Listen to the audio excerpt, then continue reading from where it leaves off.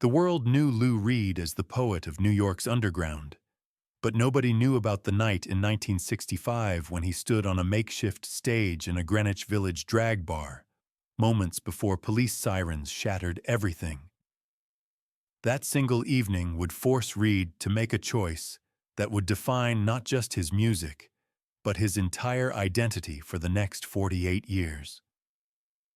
What happened in those chaotic minutes between the first police knock and Reed's escape through a basement window remained buried in precinct files until a retired NYPD officer opened his mouth in 2019. But before we dive into that smoke-filled room where everything changed, if you're fascinated by the untold stories behind rock music's most controversial figures, subscribe to this channel. We bring you the secrets that shaped the legends you thought you knew. Lou Reed was broke, bitter, and running out of options in the spring of 1965. The Velvet Underground hadn't formed yet, and Reed was just another struggling songwriter trying to survive in Manhattan's unforgiving landscape. He'd been fired from Pickwick Records for being too difficult. His parents had cut him off financially, and his Lower East Side apartment was 3 months behind on rent. Reed needed cash immediately, and he wasn't particular about where it came from. That desperation led him to accept an offer from Danny Fields, who managed a secret after-hours establishment called the 10th of Always, tucked away in a basement on Bleecker Street. The place had no sign, no legal permits, and operated in the shadows where New York's drag performers, gay men, transgender individuals, and various outsiders gathered after midnight when the rest of the city pretended they didn't exist. Fields had seen Reed perform at a tiny folk club and recognized something raw and dangerous in his delivery. The offer was simple: $50 for 2 nights of performances, Friday and Saturday, starting at 2 in the morning. $50 was more than Reed had seen in weeks, and he agreed without hesitation. What he didn't know was that the 10th of Always was already on the NYPD's radar, flagged as part of a citywide crackdown on what police called deviant establishments. Reed was about to step into a police target, and the decision would prove more consequential than he could have imagined. The 10th of Always occupied a basement space that had previously been a speakeasy during Prohibition. You entered through an unmarked door next to a Chinese restaurant, descended a narrow staircase, and emerged into a room that felt like it existed outside of normal time and law. The ceiling was low, painted black, with red and purple lights casting everyone in strange, theatrical glows. The stage was just a raised platform barely big enough for one person and a microphone stand. The clientele mixed drag queens in full regalia, young gay men seeking community, artists and bohemians from the village scene, and curious straight people seeking thrills their parents had warned them about. The bartender, a transgender woman named Candy Darling, who would later become one of Andy Warhol's superstars, served illegal liquor from unlabeled bottles and kept a baseball bat under the counter.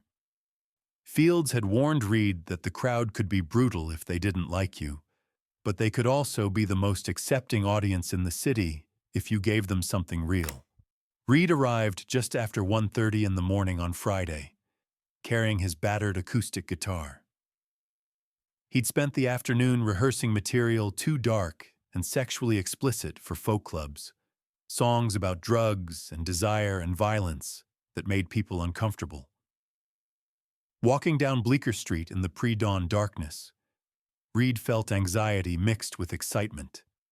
He knew that once he stepped onto that stage in a drag bar, certain assumptions would be made about him, assumptions he wouldn't necessarily deny.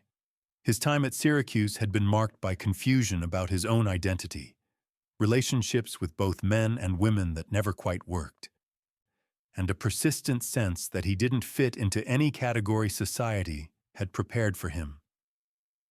The 10th of Always represented a space where those categories didn't matter as much, and Reed was both terrified and relieved by that prospect.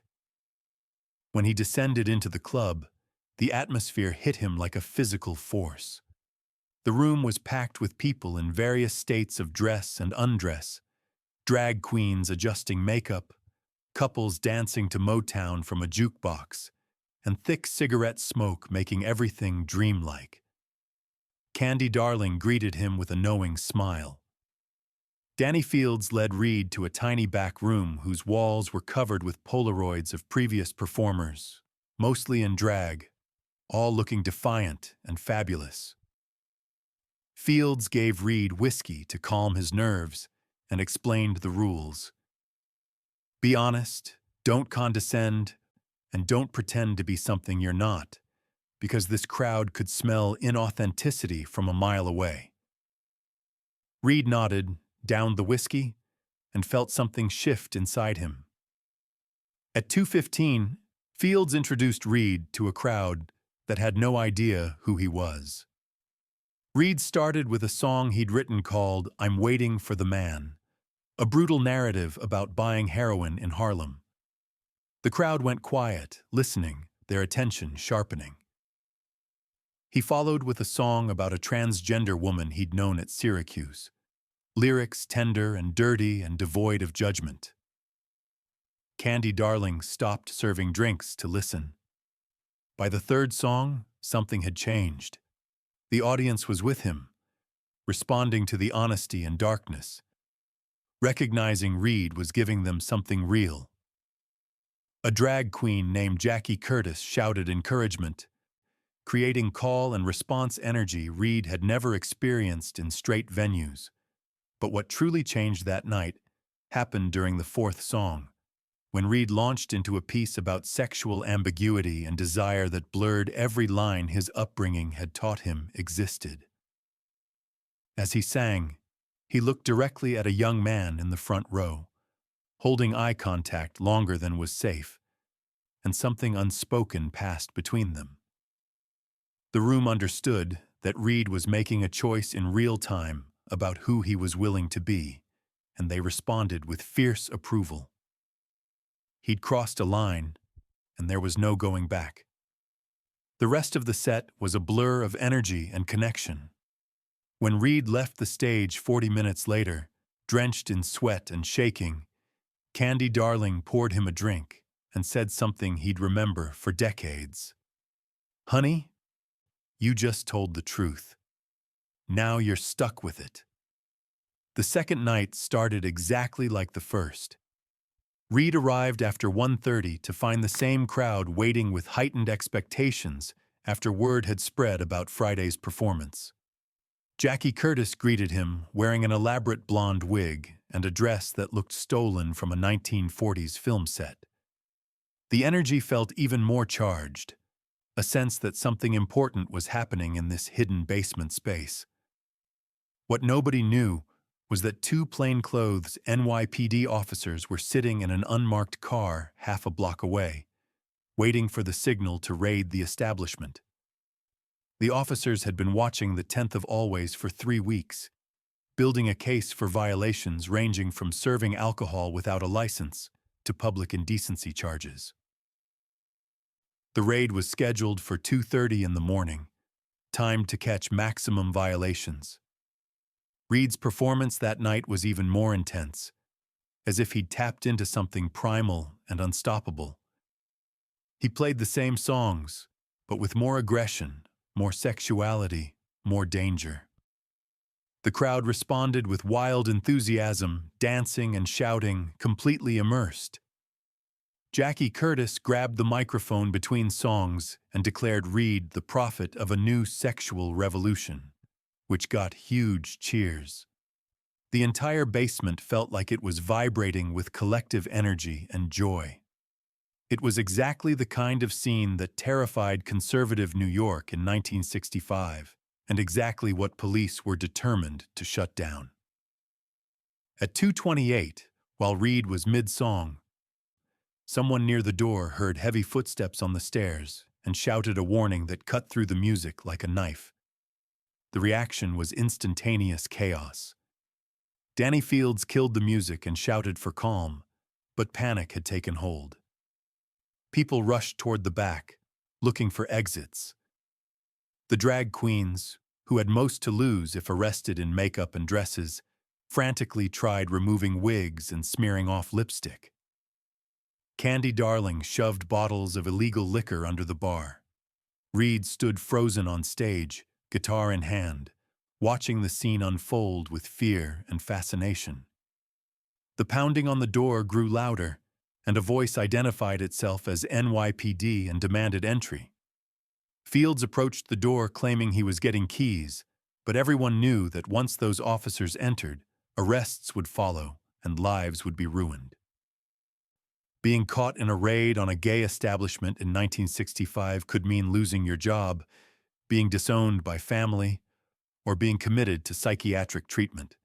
Reed suddenly understood he was about to be arrested in a drag bar, and the implications crashed down on him. According to the official police report filed that night, officers entered the 10th of Always at approximately 2:32 and found 37 individuals engaged in illegal consumption of alcohol and other violations. 23 people were detained, and 14 escaped through various means before police could secure the premises. The report noted a small basement window opening onto an alley that several individuals used to flee. What the report didn't mention was that Lou Reed was one of those who escaped, and his escape involved a choice that would haunt him for years. When police began forcing through the door, Danny Fields grabbed Reed and pulled him toward the back, where a grimy window near the ceiling offered the only exit besides the stairs. Jackie Curtis and 2 other drag performers were already squeezing through, their dresses tearing on the frame, wigs left behind. Fields pushed Reed toward the window and told him to run and never mention the 10th of Always to anyone. Ever. Reed hesitated, looking back at Candy Darling, who had given up hiding evidence and stood behind the bar with arms crossed, waiting to be arrested with dignity. Their eyes met, and Darling gave Reed a small nod that seemed to say both go and remember this. Reed climbed onto a chair, grabbed the window frame, and pulled himself through with awkward desperation, guitar somehow still clutched in one hand. The alley was narrow and dark, filled with trash and rotting smells. Jackie Curtis and the others were already running toward the street, heels clicking on pavement, and Reed followed without thinking. Behind him, he heard shouting and sounds of people being rounded up, and the guilt of leaving others behind hit him hard.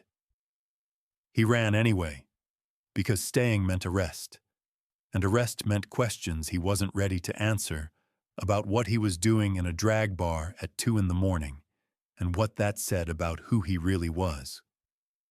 Reed didn't stop running until he was 6 blocks away, standing in a doorway on McDougal Street, gasping for breath and shaking.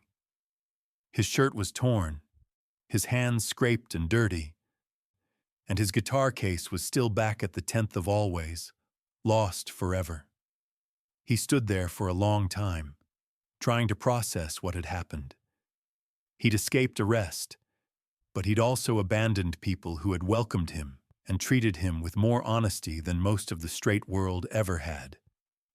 The guilt and shame of that abandonment, mixed with relief at not being caught, creating a toxic emotional cocktail Reed would spend years trying to untangle.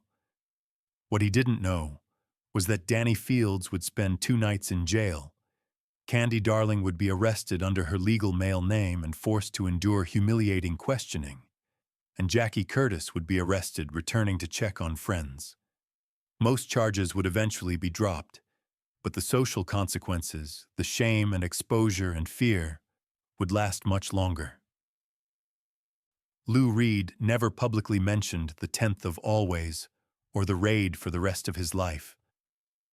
When the Velvet Underground formed later that year, and Reed began crafting his image as rock's dark poet, the incident remained buried beneath carefully constructed mythology. He wrote songs about drag queens and transgender people, songs that celebrated characters like Candy Darling and Jackie Curtis. But he never mentioned that he'd performed in their world, been welcomed, and then fled when danger arrived. The guilt of that abandonment, according to people close to Reed in later years, contributed to his complicated relationship with the LGBT community, marked by both solidarity and distance, celebration and exploitation.